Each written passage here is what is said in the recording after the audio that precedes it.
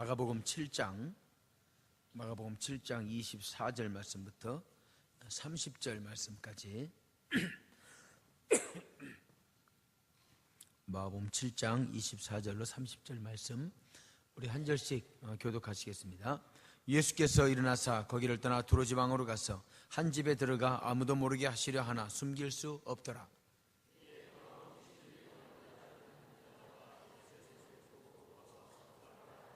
그 여자는 헬라인이요 소보니게 족속이라 자기 딸에게서 귀신 쫓아내주기를 간구하거늘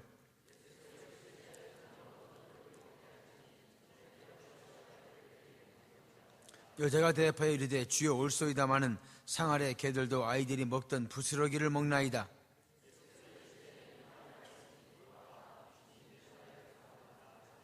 다같이 여자가 집에 돌아가 본즉 아이가 침상에 누웠고 귀신이 나갔더라. 모든 그리스도인에게 공통적으로 주어진 사명이 있다면 그 중에 하나가 이 기도 생활입니다. 기도 생활. 모든 그리스도인이 예수 그리스도의 은혜를 받은 사람이라면 빼놓지 않고 행해야 될 신앙의 행습 중에 하나가 기도 생활이죠. 기도 생활. 그것도 형식과 격식의 메인 기도가 아니라 살아있는 하나님을 만나고 예수님의 은혜를 경험하는 기도 생활, 모든 사람에게 필요한 것이죠. 기도는 신앙생활의 기본이고 기도는 신앙생활의 성장 에너지입니다. 기도하지 않으면 기본이 없게 되죠. 신앙의 기본이 없게 되죠. 기도하지 않으면 성장 에너지가 끝나게 되죠. 그래서 신앙생활의 활력도 죽게 됩니다. 옛날에 기도한 것은 별 소용이 없어요. 지금 내가 기도하고 있는가? 지금 내가 기도 생활을 하고 있는가? 이게 중요한 거지. 지금 내가 기도하고 있다면 그 사람은 신앙이 성장하고 있을 것입니다. 그 기도를 통해서 신앙의 활력이 생기게 되고 이 신앙의 활력이 삶의 활력이 되고 생활의 활력이 돼서 주변 사람들에게 좋은 영향력을 끼치게 되고 가는 곳마다 하나님의 귀한 사랑과 은혜를 전하는 사람이 될 것입니다. 기도는 또한 하나님의 역사하심과 하나님의 임재하심, 하나님의 능력을 이 땅에 선포하는 도구가 기도입니다. 그래서 기도는 성도들로 하여금 하나님의 축복을 받는 통로가 되게 하는 거예요. 기도할 때 하나님이 그 사람에게 역사하시고 임재하시고 능력을 주셔서 하늘에 있는 하나님 안에 있는 그 아름다운 것이 기도라고 하는 통로를 통해서 오늘 나에게 전달되는 것입니다. 기도하지 않는 사람은 하나님의 축복이 나에게 내려오는 통로가 막힌 거예요. 아니면 기도가 적은 사람은 통로가 너무 좁은 거예요. 너무 좁아서 아름다운 축복, 좋은 축복, 큰 축복이 내려오려면 통로가 좁아서 못 내려오는 거죠. 기도 생활은 그래서 우리 삶 가운데 중요한 것입니다. 기도 없이는 하나님 안에 속해 있는 그 어떤 것도 나에게 올 수 없어요. 기도는 나와 하나님을 연결하는 통로이며 기도는 하나님에 대한 나의 관계성의 고백입니다.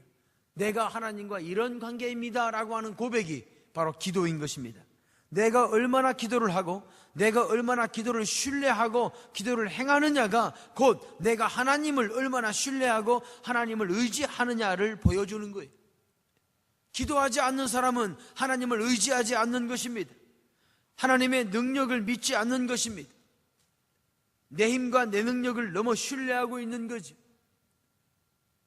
내 힘으로 어찌할 수 없는 일이 있을 때 우리는 주 앞에 나와서 기도할 수밖에 없습니다. 그래서 많은 믿음의 선진들은 기도를 가르쳐서 우리가 잘 알고 있는 대로 기도는 그리스도인의 호흡이다 라고 말했어요.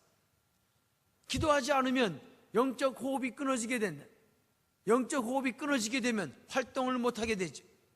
육신도 숨을 쉬지 않으면 활동할 수 없는 것처럼 우리가 하나님을 믿는 영적인 신앙을 가진 사람으로서 기도하지 않으면 그 사람의 영이 점점 말라지겠죠.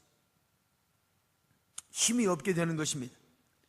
우리가 기도 생활하면 가장 먼저 떠오르는 기도의 사람이 바로 조지 뮬러라고 하는 목사님이십니다. 5만 번 기도 응답 받은 분.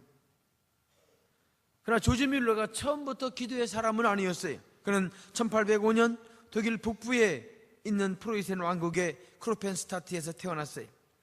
그의 어린 시절은 아주 안 좋았습니다.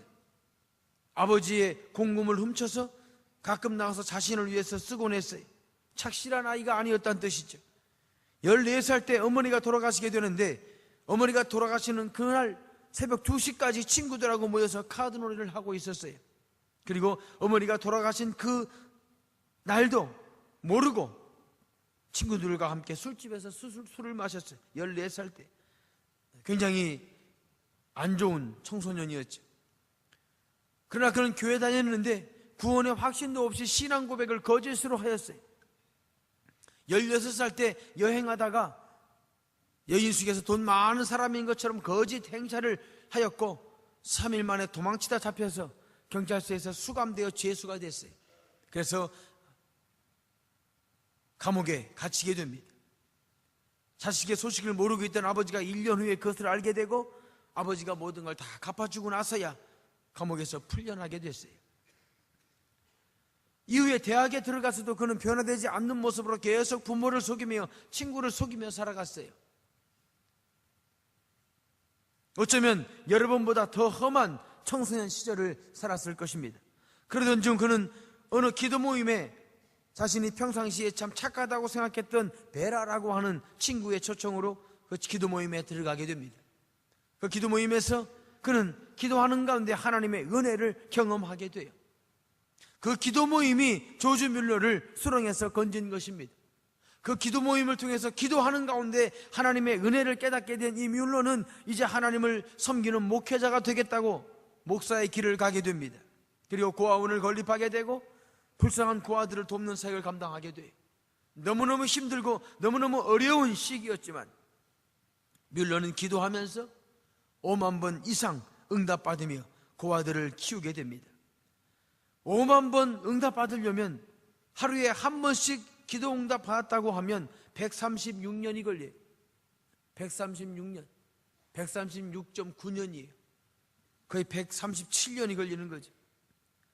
하루에 2번씩 응답 받았다고 해도 약 68년, 69년이 걸립니다. 뮬러는 매일매일 응답 받았어요. 이게 무슨 뜻일까요? 뮬러는 매일매일 기도했다는 거예요. 매일매일 기도했다는 거예요. 그가 5만 번 응답받기 위해서 그는 적어도 5만 번 기도한 거예요. 매 순간 매 시간 그는 기도하는 사람으로 살게 됩니다. 그래서 하나님의 안에 있는 그 놀라운 능력들을 이 땅에서 받게 되는 거예요. 뮬러가 쓴 기도 일기를 읽어보면 정말 신비하기 그지없습니다. 하나님이 이렇게까지 하실까? 하나님이 이렇게까지 하실까? 하시는 거지.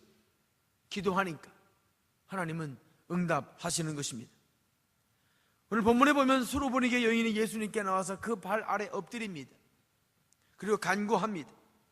그 발 아래 엎드린다고 하는 것은 주님께 뭔가를 구한다는 거예요. 기도한다는 거지. 마가복음 5장 22절에 보면 회당장 중에 하나인 야이로라 하는 이가 와서 예수를 보고 그 발 아래 엎드려 자신이 할 수 없는 어려움의 일, 자신이 극복할 수 있는 어려움의 일이 있을 때 성경에서는 많은 사람들이 예수님께 나가서 그분 앞에 엎드리고 무릎을 꿇고 간구하게 됩니다. 오늘 예수님께 나온 이 여인은 이방 여인이었어요. 베니게 여인입니다. 로마가 베니게를 점령하고 시리아의 행정구역에 넣었어요. 그래서 이 여인은 수로보니게 여인이 된 거예요. 이 수로보니게 사람들은 가나인입니다. 이방 사람들이에요. 하나님의 은혜로부터 배제된 족속들입니다. 이 여인에게는 딸이 있었는데 더러운 귀신이 들렸어요. 귀신 들린 딸을 고칠 수가 없었습니다. 매일매일 앓고 있는 딸을 보면서 이 어머니는 많이 괴로웠을 거예요.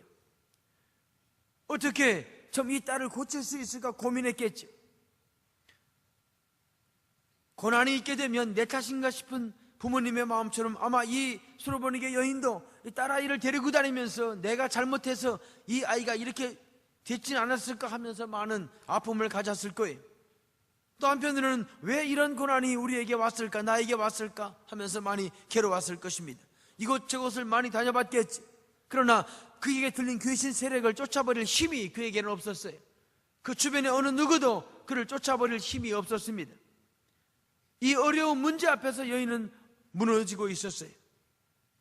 그때 이 여인이 예수님의 소식을 듣게 됩니다. 그리고 예수님 앞에 오늘 본문에서처럼 그렇게 나간 것입니다. 그리고 우리가 아는 것처럼 이 여인의 딸은 고침받게 됩니다. 기도 응답을 받게 되는 거예요. 기도 응답을 받으려면 우리가 어떻게 해야 될까요? 오늘 본문에서 몇 가지 교훈을 나누고 함께 기도하기 원합니다. 첫 번째로 기도 응답 받으려면 같이 읽겠습니다. 시작. 주님께로 나가야 합니다. 주님께로 나가야 돼요. 주님께로 나간다고 하는 말은 기도한다는 말입니다. 주님께로 나간다고 하는 말은 내게 있는 모든 문제를 주님께 맡기고 주님께서 함께 해 주시도록 나가는 거예요.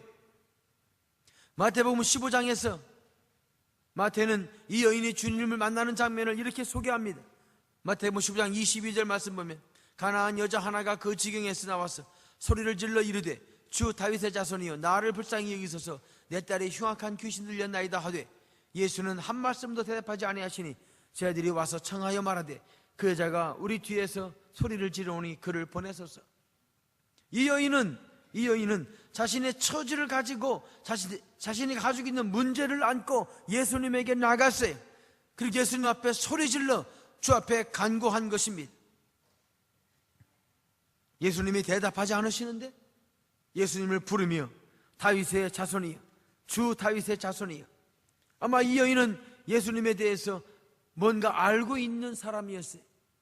예수님이 다윗의 자손이고 예수님이 메시아이고 예수님이 주님이시고 그것을 아마 이 여인은 들었는지 어땠든지 알고 있었죠. 그래서 그렇게 불렀던 것입니다. 예수님을 부르면서 주 앞에 나오는 거예요. 이것은 기도입니다. 나에게 문제가 있을 때, 나에게 어떤 어려움이 있을 때, 내가 가지고 있는 해결해야 될 어떤 일이 있을 때, 우리가 처해 있는 이 상황 속에서 기도의 제목이 있을 때 우리가 해야 할 것은 예수님께 가지고 가는 것입니다. 믿습니까? 아무리 기도해야지 결심한다고 해서 기도가 되는 건 아니에요. 어떤 문제든 간에 그 문제는 예수님에게 가지고 나가야만 되는 것입니다. 그래서 주님 앞에 엎드려서 나를 불쌍히 여겨달라고 주님께 외치는 거예요. 사람이 아니라 주님에게 나가는 것입니다. 그때 주님께서 그를 만져주시고 주님께서 그를 인도해 주시고 주님께서 그를 통해서 하나님의 역사를 이 땅에 심어주시는 것입니다. 때때로 우리에게 어려움과 문제가 있을 때 우리가 해결하고 나가야 될 어떤 과제가 우리 앞에 있을 때는 하나님이 기도하기를 원한다는 사실을 마음에 우리는 가지고 있어야 됩니다. 한번 따라합시다. 내 문제는 하나님께서 기도하라고 하는 신호다. 그렇게 이해하시면 돼요. 내가 해결해야 될 어떤 문제가 있다면 그것은 하나님이 내 기도를 기다리시는구나. 하나님이 내 기도를 지금 바라고 계시는구나. 예수님께 나가서 주님 앞에 엎드려야 합니다.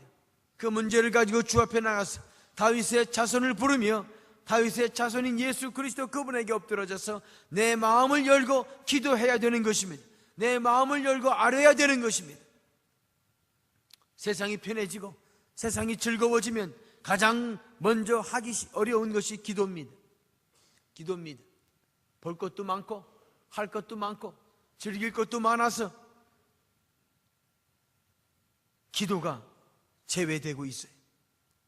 기도가 하나님의 능력이고 기도가 하나님의 권능이고 기도가 하나님의 놀라운 역사를 이 땅에 심는 하나의 하나님이 주신 귀한 축복의 방법이기 때문에 사탄은 우리가 기도하지 못하게 하는 거예요. 기도 못하게 방해하는 것입니다. 기도할 때 다른 생각이 들게 하고 기도할 때 시간이 바빠지게 하고 기도할 시간을 갖지 못하게 만드는 거예요. 왜 그렇습니까? 하나님의 백성이 기도하지 않으면 하나님의 능력을 경험할 수도 없고 기도하지 않으면 하나님의 역사를 이 땅에 심을 수도 없는 걸 알기 때문이에요. 그래서 기도하지 못하게 하는 것입니다. 세상이 아무리 바뀌어도 하나님의 공동체, 하나님을 따르는 사람들, 하나님을 의지하는 사람들이 모였을 때는 빼놓지 말고 해야 되는 것이 기도 모임입니다. 믿습니까? 여러분의 자리에서 기도 모임을 하십시오. 기도 모임을 하십시오. 사무실에서 기도 모임을 하셔야 됩니다. 점심을 드시고 운동하는 것도 중요하지만 채플에 들려서 적어도 일주일에 한두 번이라도 주 앞에 엎드려 기도하셔야 됩니다. 우리 학생들도 마찬가지. 여기저기에서 우리가 함께 모여서 기도하는 그 기도의 모습들, 기도의 그룹들이 여기저기 일어난다면 하나님께서 어떻게 우리 학교를 축복하지 않으시겠습니까? 그렇게 많이 기도하는데, 그렇게 많이 간구하는데 사단은 우리의 기도를 방해합니다. 그래서 기도하러 가려고 하면 꼭 시험을 합니다. 기도하러 가려고 하면 꼭 어려움을 줍니다. 기도를 못하게 하는 거예요. 그러나 기도 응답 받으려면 주 앞에 나가서 기도하셔야 됩니다. 주님께 나가야 되는 것입니다. 그 보좌 앞으로, 하나님의 보좌 앞으로, 은혜의 보좌 앞으로, 그 시은주 앞으로 나가야 되는 것입니다. 그래서 기도하다가 기도를 멈춘 사람들은 다시 기도 시작하시기 바랍니다.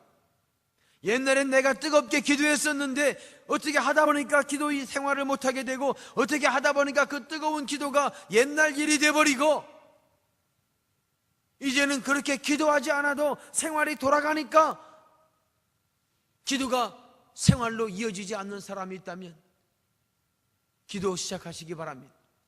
아멘. 기도 시작하시기 바랍니다. 어디에서든 하나님이 보시기에 우리가 깨어있는 기도의 사람들로 서서 주님 앞에 나가는 귀한 은혜가 있기를 주의 이름으로 축원합니다.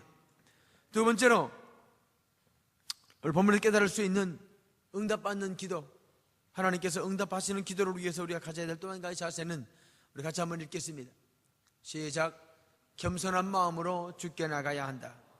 기도하러 주 앞에 나가되 겸손한 마음으로 나가야 된다는 거예요. 겸손한 마음으로. 바리새인과 서기관들은 날마다 성경을 읽으면서도 하나님을 만나지 못했어요. 바리새인과 서기관들은 하나님의 일을 한다고 앞에 서서 했으면서도 진정 하나님과 깊은 관계를 갖지 못했어요. 그들은 시장 어귀에 서서 큰 소리로 기도했으면서도 예수님은 그들의 기도를 한 번도 들으신 적이 없어요. 겸손하지 않았기 때문입니다.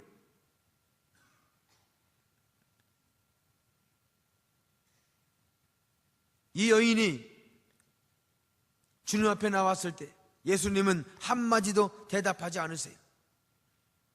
큰 문제를 안고 예수님을 찾아서 다윗의 자손을 외치며 내 딸이 귀신 들렸다고 주 앞에 외치는데 예수님은 한마디도 대답지 않으세요. 무시당하는 것입니다. 힘들었겠죠. 나중엔 이렇게 말씀하십니다. 우리가 잘 아는 말씀 7장 27절입니다. 예수께서 이르시되 자녀로 먼저 배불리 먹게 할지니 자녀의 떡을 취하여 개들에게 던짐이 마땅치 아니하니라. 우리가 잘 아는 말씀이에요. 너는 이방 여인 아니냐? 개 같은 이방 여인인데 너에게 내가 주는 게 마땅치 않다라고 말씀하시는 거예요. 예수님 믿고 나왔는데, 예수님 바라보고 나왔는데, 예수님이 응답하실 걸로 기대하고 나왔는데 예수님이 이렇게 말씀하시는 거예요. 기분이 어땠을까요? 얼마나 마음이 상했을까요? 그러나 이 여인은 그 상황을 그대로 받아들입니다. 어떻게 그럴 수 있습니까? 겸손했기 때문입니다. 겸손했기 때문이에요. 여자가 이렇게 대답합니다. 28절에 보니까 여자가 대답하여 이르되 주여 올소이다마는 상 아래 개들도 아이들이 먹던 부스러기를 먹나이다. 맞습니다, 맞습니다. 주님 말씀이 무조건 맞습니다. 나는 죄인이고 주님이 개 같다고 하면 저는 그렇습니다. 저는 그런 자입니다. 그러나 주님 개들도 아이들이 흘리는 부스러기를 먹지 않습니까? 그 부스러기라도 좀 주십시오. 부스러기 은혜라도 달라는 거예요. 예수님이 그 여인을 개 취급한 것은 왜 그랬을까요? 그 여인이 미워서 그랬을까요? 아니죠. 예수님은 그 여인의 믿음을 시험한 것이죠. 그 여인이 가지고 있는 간절함이 얼마큼인가 보신 거죠. 아니, 주님은 이미 알고 계셨죠. 이 여인이 얼마나 간절한지 알고 계셨죠. 그러나 굳이 그렇게 말씀하셔서 성경에 기록하시는 이유는 우리들이 그 성경을 보고 그렇게 깨달으라고 그 일을 진행하신 거죠. 너희들이 주 앞에 나와 기도할 때 겸허한 마음으로 나와서 주님이 어떤 대우를 하든 겸허하게 엎드려서 기도하라고 주님은 이런 말씀을 기록해서 우리가 읽도록 하신 게 아니겠습니까?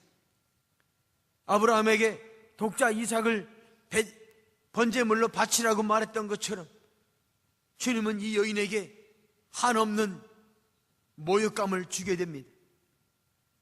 그럼에도 불구하고 이 여인은 주님의 그 말씀에 옳소이다 라고 인정합니다. 그리고 그저 떡이 아니더라도 떡 먹다 떨어지는 부스러기라도 좀 달라고 구하는 것입니다. 나는 은혜 받을 자격이 없는 자입니다. 나는 이방 여인입니다. 맞습니다. 저는 유대인도 아닙니다.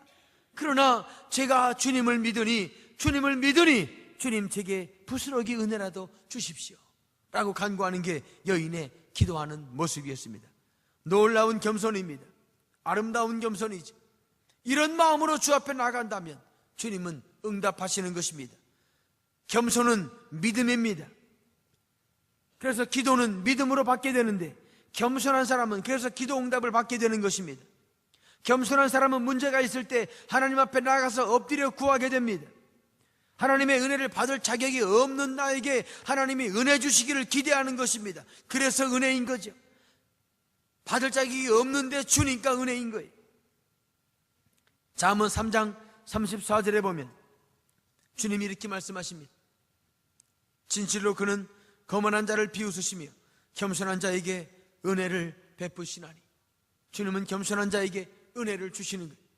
야고보 4장 6절 말씀은 우리가 잘 아는 말씀입니다. 같이 읽겠습니다. 시작. 그러나 더욱 큰 은혜를 주시나니 그러므로 이르렀으되 하나님이 교만한 자를 물리치시고 겸손한 자에게 은혜를 주신다 하였느니라. 교만하면 물리치고 겸손하면 은혜를 주신 하나님께 나아갈 때 우리는 겸손하게 나가야 됩니다. 주님이 모든 걸 인정하고 주님이 주시는 그대로 받으려는 마음을 가지고 나가는 거지. 난 아무것도 아니라고 하는 고백, 나는 부족하다는 고백, 그것으로 주 앞에 나가는 것입니다. 그것이 겸손입니다. 사실 주님의 행보를 보면 주님의 마음을 알 수 있어요. 이 여인을 향한 주님의 마음을 알 수 있어요. 마가복음 7장 24절 시작은 이렇게 됩니다. 예수께서 일어나사 거기를 떠나 두로지방으로 가서 한 집에 들어가 아무도 모르게 하시려 하나 숨길 수 없더라. 이제 거기 떠나서 두로지방으로 예수님이 가셨어요. 그리고 이 여인을 만납니다. 이 여인을 만나고 이 여인에게 부스러기 은혜를 가지고 여인과 만난 이후에 7장 31절에 보면 이렇게 성경은 기록합니다. 예수께서 다시 두로지방에서 나와 시돈을 지나고 데가볼리 지방을 통과하여 갈릴리 호수에 이르시매. 그 두로지방까지 그 먼 거리를 갈릴리에서 가신 주님은 가셔서 이 수로보니게 여인, 이 여인 한 명을 만나고 다시 갈릴리로 나오시는 거예요. 바꿔 말하면 예수님은 이 여인 만나러 거기 가신 거예요. 귀신 들린 자녀를 붙잡고 애통하며 힘들어하며 고난받고 있는 그 여인 만나러 거기까지 가신 거예요. 그러므로 이 여인에게 자녀의 떡을 취하여 개에게 주는 것이 마땅치 않다고 말하는 것은 주님의 이 여인을 무시하는 본 마음은 아닌 거죠. 이 여인 만나러 거기 갔는데, 응답하시러 거기 갔는데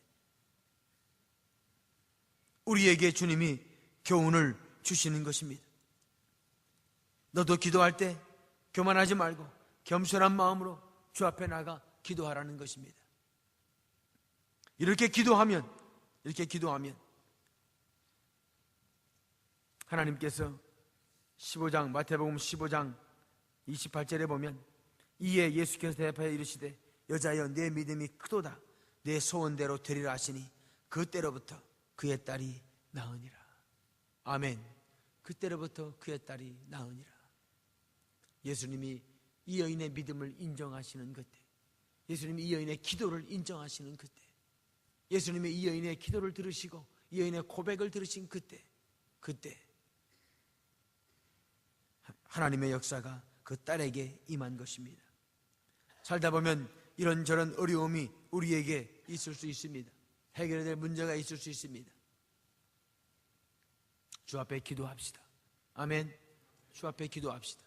누가 보든 보지 않든 누가 하든 하지 않든 나만이라도 주 옆에 나가 기도하고 겸손히 기도해서 하나님께서 주시는 귀한 축복, 귀한 은혜, 풍성히 누리는 은혜가 있으시기를 주의 이름으로 축원합니다.